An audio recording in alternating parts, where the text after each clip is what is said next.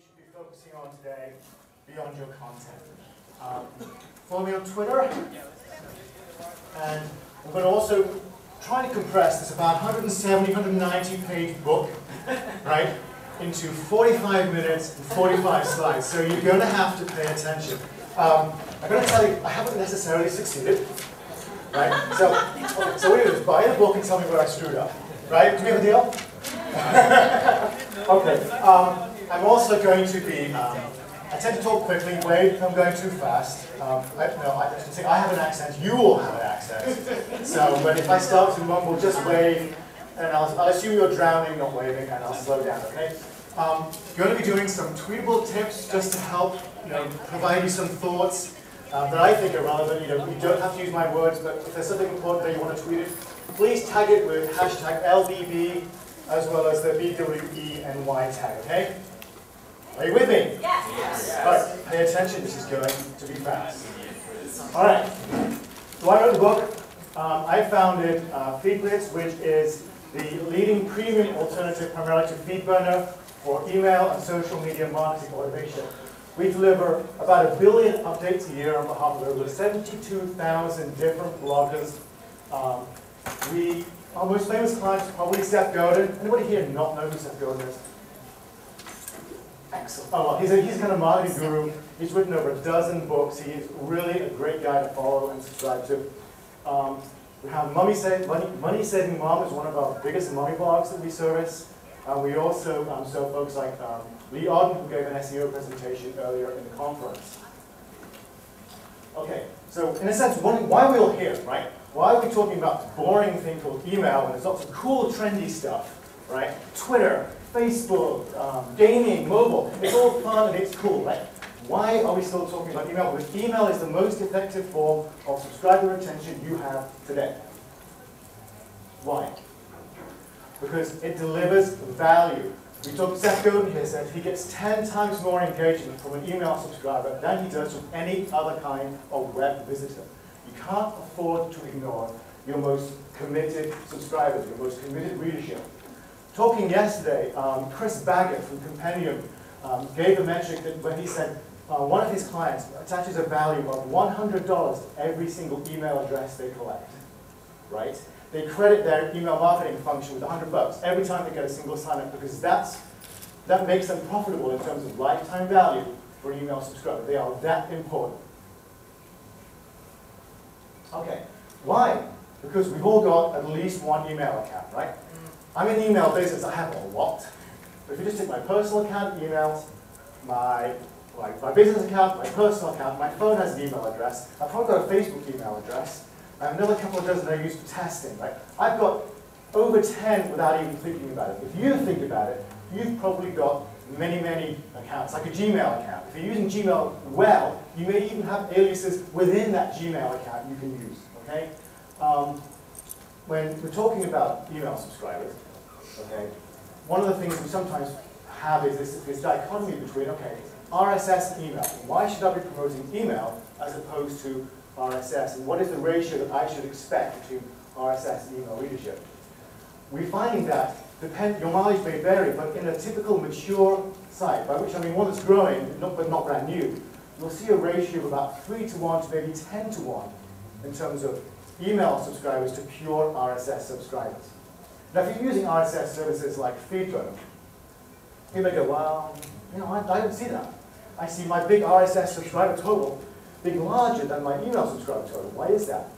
And that's because your email subscribers are being counted by your RSS metric service, right? They're included inside it. So if you look inside FeedBurner or FeedBlitz, you'll see an email service as part of that subscriber count, okay? So you may expect your broad RSS total to be larger than your total email subscriber list, but the ratio of email to pure RSS, and people use Google Reader, for example, right, is going to be 3 to 10 to 1.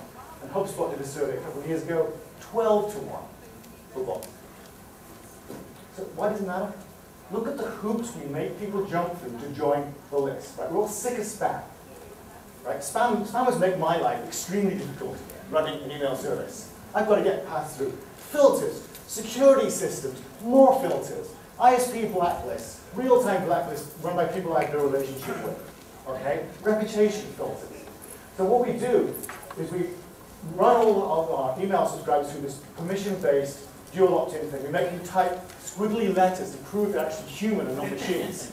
Right? You've got to confirm that you're not being spammed. This is why they're committed, because God, they work to get on your list. They really want to hear from you. Like, where's the commitment in that? It's like an air kiss, right? With this, we're engaged, we're headed to the altar. One final point, remember, you are not your audience. Everybody attending this conference is, or wants to be, an expert blogger. You are at the bleeding edge of content marketing, right, and social media. You have Twitter accounts. You have multiple Facebook pages. You have multiple email addresses, okay? Does your mom? Right? Does your friend around the corner?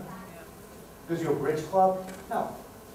They've all got email. Think about your audience. Your audience is not people in this room. It is the people who are subscribing to your site. They are different. Accommodate them. All right. So why is it good for you? It's good for readers, right? Committed. They really want to hear from you. Why is it better for you? Well, here is an example from my blog, right? Over here is the tweet that was generated by my company for this particular blog post. 140 characters. My entire branding is this. Right? Woo! Get my message across there, right? Or I can do this. I've got calls to action, I've got pictures, I've got highlights, I've got big fat buttons saying buy this. Which do you think is more effective? Anybody think the tweet works better than email? This is why they're 10 times more effective as a readership than anything else you have. All right. So, hub and spoke marketing. You've probably seen different versions of this graphic throughout the conference, right? You're starting from your blog and you're driving things out through the different media channels. And it says, don't forget email. Right, as part of those, it's one of those important spokes. It's a very effective spoke because it's HTML, right? Every single email you send to your list is in fact a mini website. It's very powerful, it's feature-rich, it's trackable, it's brandable. The other thing is, you've probably heard this phrase, the money is in the list. If Google and search engine, if an update of Google kills your search traffic tomorrow, God knows that happens from time to time, right? What are you going to do? How are you going to sell?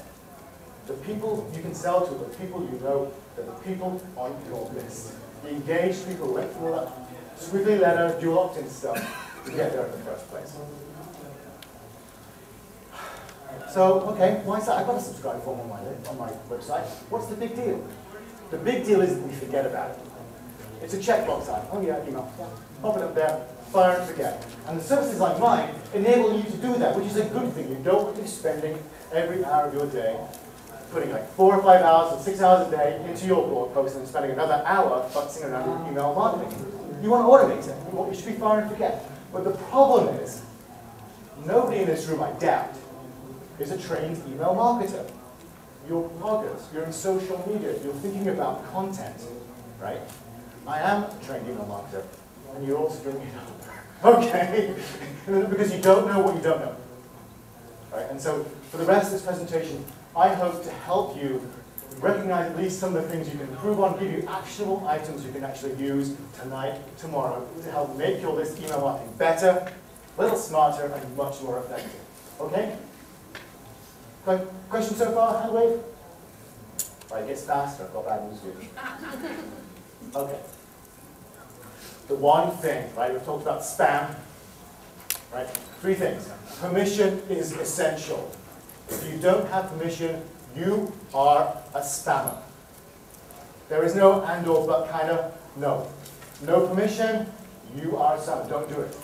The next one is relevance. And there are some people in the email marketing industry that say, well, maybe relevance trumps permission. If I could find out that you're interested in, for example, a new set of tires, maybe it's okay for me to mail you about my tire deal if I happen to know you're in the market. No. Permission is essential. You must not spam. The other thing is time limits, right? Don't email people about your Christmas special in March. It's no good, right? It's got to be timely relevant. And the problem with time limits is that what counts as timely for some people in your audience is way too much for some elements of your audience, and vice versa. Okay? So timeliness, like spam, is in the eye of the subscriber, not you. So I'm going to teach you how to accommodate that. Okay? Go forward. Alright, stop tweeting. Put it out. Pay attention, right? Everybody here got a laptop open? Oh, you can pull up your home pages. You've got 10 seconds. Go. 10. The internet doesn't work. Oh, no, it hurts by the Wi-Fi. Alright, okay. That's all right. After the event, when you get to the hotel that does have Wi-Fi, pull up your website, okay? Find your email subscription form. Count how many clicks you have to get there to the point where you start typing an email address, right? And then think about how somebody who is not you, who knows your site like the back of their hand, would have done it, all right? You might be a little afraid of that, okay? Because you know now how important email subscribers are and how much more effective they are in terms of engaging with your content. Why are you making it so hard for them to join your list? Okay? Don't make them scroll. Don't be ambiguous. Again, you're not your audience. If your mom can't find it, nobody else is either. All right, so RSS is great. I love RSS. Okay, my business is actually built on and powered by RSS largely. Right? Don't do this. Don't do this. RSS, then email. Who knows what that little orange blob means? We all do, probably. Does your average, does Jane Doe visiting your site about knitting know what the orange blob is? No. Right? Remember, the most effective form of subscription you have is email, right? So this is the wrong order. Break my neck here. Okay. These two, you know, okay, good. Split them around for whatever suits your audience. Okay?